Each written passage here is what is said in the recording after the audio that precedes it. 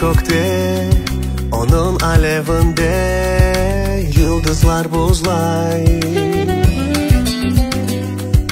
Ay gibi yürek, sevgi ateşinde daima sızlay.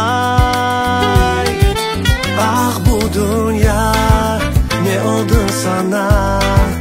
Yüreğim ağlay, hem inanmay. Yalancı dünya, ne için ateş yanar? Ve onun alevinde duygular duman olar.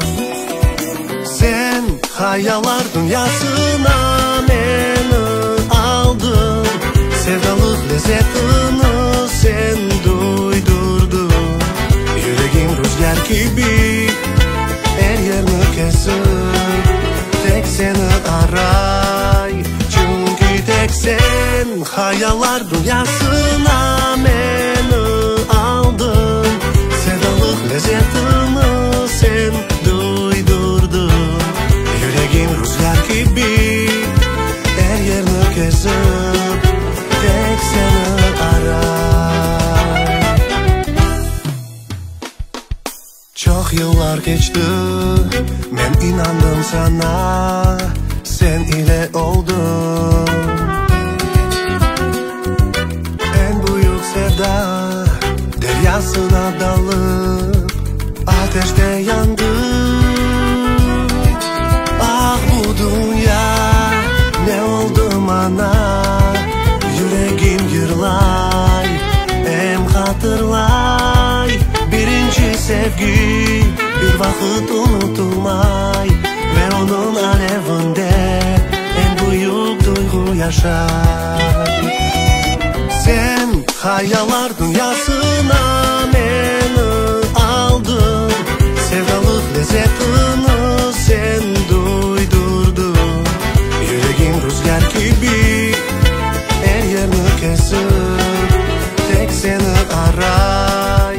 Çünkü tek sen hayaller dünyasına beni aldın, sevdalık lezzetini sen duydurdun.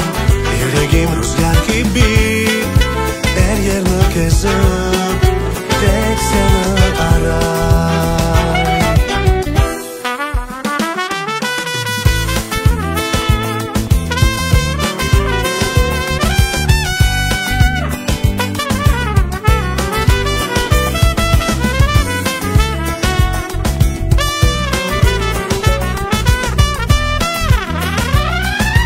Sen hayaller dünyasına beni aldın, sevdalık lezzetini sen duydurdun.